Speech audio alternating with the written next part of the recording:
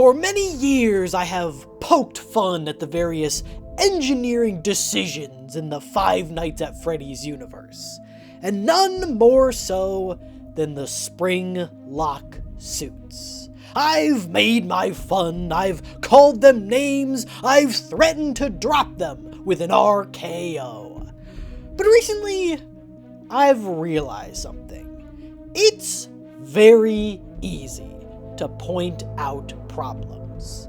It's a lot harder to find solutions. For those who don't know, before doing this, I was a real-life mechanical engineer, and today I plan to put all those skills to good use and solve this problem for good. I want to see if these Springlock Suits really were the best solution here, or if there's been a better design hiding under our noses this entire time. Richard, hit that intro.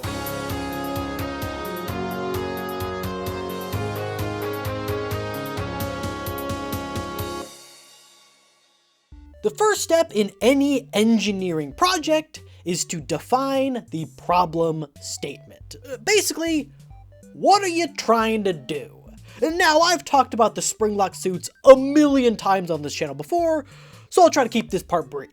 William Afton and his partner Henry wanted to create an animatronic that could perform autonomously, but also open up to allow for a person to get inside and wear it like a suit so they could interact with the kids, increase immersion, and hopefully sell more pizza. The solution that they came up with was to break the endoskeleton into pieces and attach each one to a mechanism called a springlock. And yes, a springlock is a real thing. I go into more detail in this really old video. And yes, that is me pointing a real locked and loaded springlock directly at my eye. What is my job? But basically, these springlocks pull all the segments of the endoskeleton back, making room for a person to hop inside and start wearing it around. And now, if you don't think about it for more than, 5 seconds, this seems like a pretty good idea. Unfortunately, in case you couldn't tell by the length of this video, we're gonna think about it for a little bit longer than 5 seconds. The second step in the engineering design process is to come up with a list of requirements. These are all the benchmarks that a good design must meet, and they're what we'll be using to objectively select the best design later. Now, there can be a temptation to rush through this part. Just throw a couple obvious ones in there like a cheap, light, looks good, and move on to the real engineering work. And that is probably the quickest way to make something that sucks. In reality, establishing good, well-defined requirements is one of the most important aspects of a project. Not only are they what we'll use to determine what path the project takes, but it's also how we'll look back and see if the thing we made actually fulfills the problem statement. As one of my old engineering professors put it, and perhaps one of the most genuinely wise things I have ever heard, if you don't know where you're going, how will you know when you get there?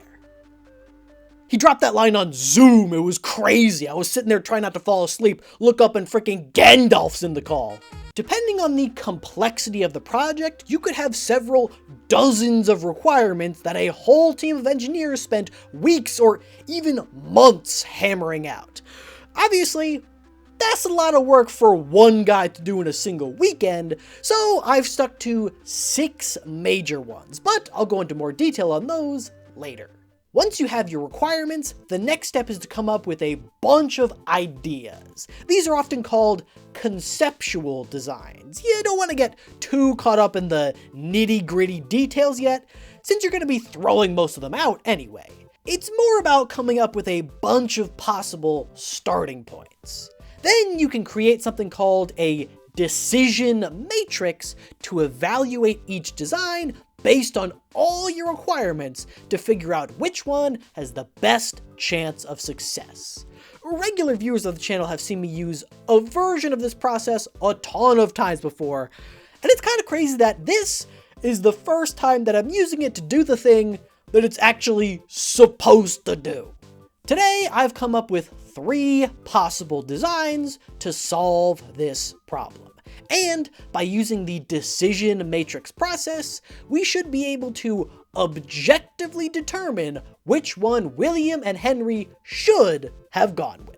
First, we'll throw in the Springlock suit design that they ended up using in the game. Look, I've been hard on these things in the past, but I'm willing to put my money where my mouth is and give them a fair shake. There's no such thing as a bad idea in the conceptual design phase. Except maybe this one. The second possible solution is one that I've proposed many times in the past. Just have a regular animatronic and a separate mascot costume. Don't make things too complicated trying to fit it all into one thing. Just have the animatronic on the stage, drop the curtain, swap it out with a guy in a suit, and you're done. This design is by far the simplest possible solution. It does have some downsides, but we'll get into the specifics of each as we go through the requirements. And the third design is somewhat of a middle ground, and funny enough, something that future Fazbear animatronics actually did, but didn't really utilize. Rather than trying to figure out a way to move the endoskeleton out of the way so a person can fit inside with it, just make it completely removable. Use some form of latching or quick release mechanism to attach the costume to the endoskeleton. Then, when you want to wear it, just unzip the back, undo the releases, and pull the whole thing out. That way, you don't have to share the suit with any dangerous mechanisms or electronics. So, those are the 3 designs we'll be considering today. You might already have an idea of which one you think is the best. I know I sure do. But to avoid any personal bias, and to make sure we're being as thorough in our selection as possible, we need to craft a decision matrix. What we'll do is derive a numerical score for each design in all 6 of our requirements. Then we'll standardize those scores and assign each requirement a weight of importance, and use that information to calculate a final score for each design out of 10. Whichever one scores the highest is statistically the best design for the job. The first requirement, in no particular order, is transition time. One of the key features of this design is the ability to switch from animatronic to suit. The whole point is to increase immersion, but that immersion might be hampered a bit if it takes a guy 45 minutes to get inside. Alright, yeah, just a minute, yep, again, yeah, just a minute, okay, just a minute, yeah, okay, there we go, just a minute. The shorter the time it takes to switch from one mode to the other, the easier it is to maintain the illusion. This one is pretty easy to score, we just need to estimate how long that process would take for each design. For the separate units design, that time is 0 minutes. You can have the guy already in the suit before the performance is even done. Obviously, for the other 2, I don't have any physical prototypes to test it out on, and Lord knows I don't make enough money to build any of them either. Oh, hey, what is that doing there? So for this one, I just gave it my best guess. For the springlocks, since you don't actually have to take anything out, I'm gonna guess around 5 minutes. And for the removable one, there might be a bit more work getting the endo in and out, so we'll guess around 8 minutes. And for those who are worried, I can hear your comments already. No, this isn't the most precise process. The decision matrix is less about getting hyper-accurate data and more about general comparisons. happens. There will be times where I overestimate something here and underestimate something there. But in the grand scheme of things, the exact scores aren't actually that important. All we care about are the final rankings. So as long as we're in the right ballpark, some inaccuracies won't actually change anything. This is all about working smarter and not harder. Let's move on to something a bit more complicated: cost. When you're running a business, cost should be a major concern. If a design works perfectly but is way too expensive to actually make, then it's not actually that good. Now, according to the internet, this is one of the major upsides of the Springlock suits. Animatronics and mascot costumes are pretty expensive, so if you can combine them into one, you should save some money. Or will you? Once again, getting an exact price tag for each of these designs without a physical prototype or at least a detailed bill of materials is impossible. So, to compare prices for conceptual designs, engineers will often use something called a subsystem estimation. Basically, you break a design down into its smaller component sections. With these suits, you might look at the endoskeleton, the outer costume or shell, the transitional mechanisms, the electronics, and any expected maintenance costs. Then you rank each system on a scale from 1 to 5 based on how expensive it would be relative to everything else. This won't give you an exact dollar amount, but it will tell you which design will be the most expensive and which one will be the least. Buying a pre-built animatronic like you might find at Chuck E. Cheese can cost you anywhere from $15,000 to $30,000 depending on the complexity.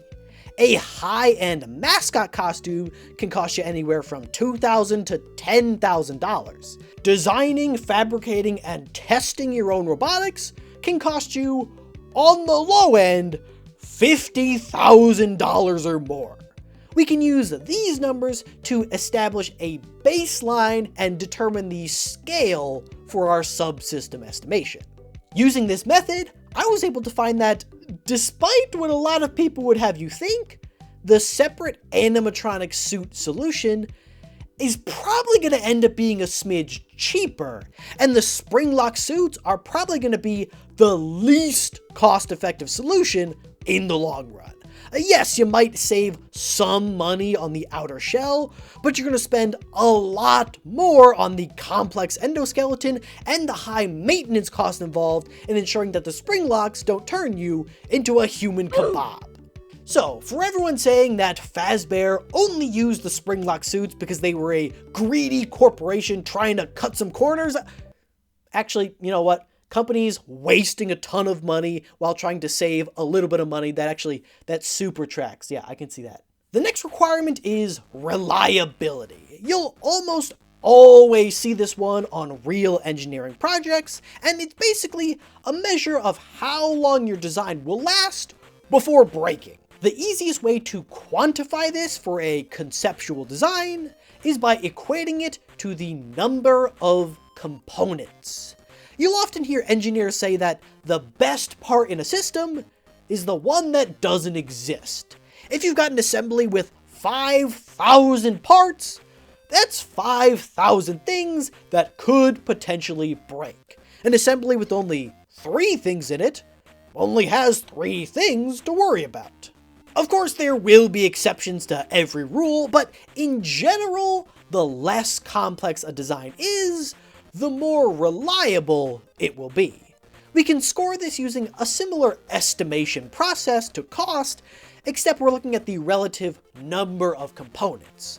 A Springlock suit with its many cranks and segments and moving parts is going to be way more complex than the other two, which means there's a much higher likelihood of something breaking. I mean, who could have guessed? Me? I guessed that? What? Aesthetics is something that you don't often see in engineering projects. Even in cases where it is arguably important, it can be a bit hard to quantify. In the case of the Springlock Suits, the major concern with aesthetics is ensuring that the animatronic and the human performer look as similar to each other as possible. That is one of the major upsides of the Springlocks and the removable endo design. It's the exact same suit, so it's always going to look exactly the same. The next requirement I have is functionality. I know that sounds a bit vague, like obviously they all have to function, but more specifically, I'm interested in how well it can function as both an animatronic and a suit. The way I chose to quantify this is based on the number of expected movement limitations. With a Springlock suit, all of the mechanisms left inside will make the suit heavy, stiff, bulky, and difficult to move in. And furthermore, designing the endoskeleton to accommodate the springlocks and the segmentation will almost certainly constrain the movement of the animatronic as well. With the removable endo and the 2 units design, you have a lot more freedom with your movements. And the final requirement we have is one that I'm sure you all saw coming. Safety.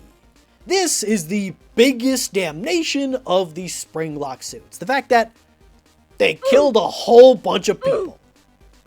About as unsafe as you can get. Now, I get it. William Afton was a serial killer. He probably didn't care about safety. And you know what? You're right. William probably wasn't too concerned with the lives of the people using his suit. But I bet he was pretty concerned about his own. And if you build something that breaks and kills someone, the cops are coming right for you. Also, if you're planning on wearing the thing yourself, you might want to spend a little bit of time ensuring you aren't building your own coffin. But that's just me. Now, safety might seem like an abstract thing to score, but it was so important to engineers that they came up with a whole nother process to do just that. It's called a failure modes and effects analysis. First, you list off all the potential failure modes of a design, basically how it could break, and what would happen as a result of it breaking in that way. Then you score the severity of each of those effects on a scale from 1 to 10. If a specific part failing would cause a temporary inconvenience, maybe the animatronic shuts down for a second, that would be a 1. If the effect of a part failing is that the person inside is crushed alive by endoskeleton parts being driven into their bones and they drown in their own blood, that would probably be a 10. Then you look at what could cause that particular failure mode, like say excessive moisture, erratic movements, or worn down springlocks. And you determine the chance of that occurring on a scale from 1 to 10.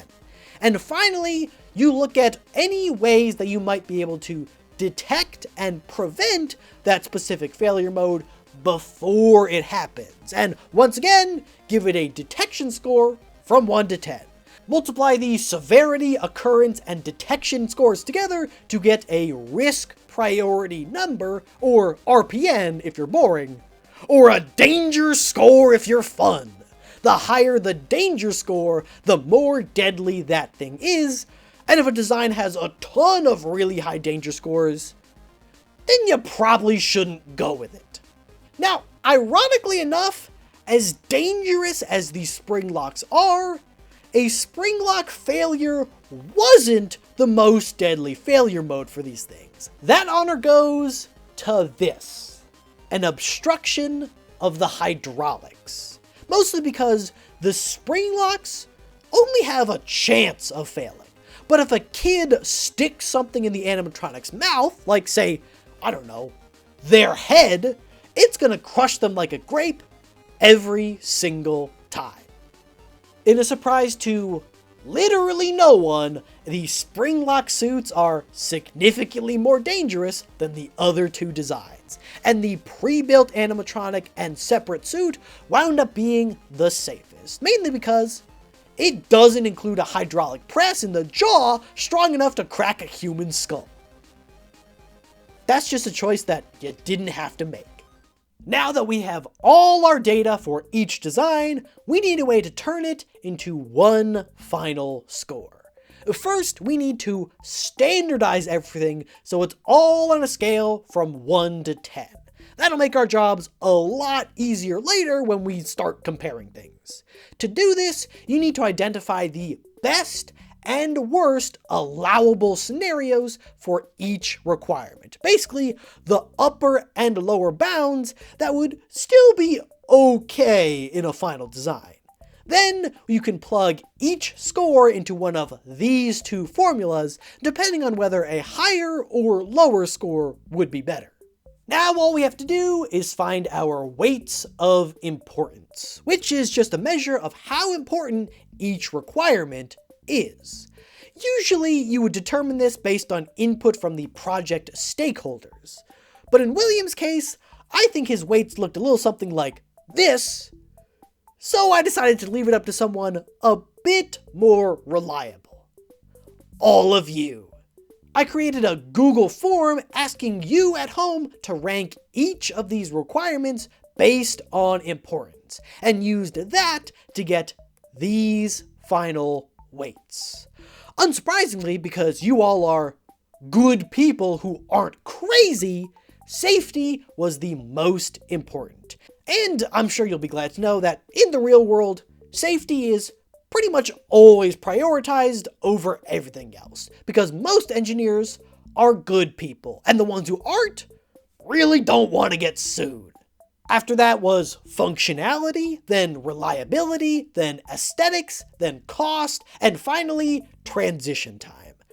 Now, in reality, cost would probably rank a bit higher. Thus is the capitalist world we live in, and there are non-greed based reasons to make something cheaper.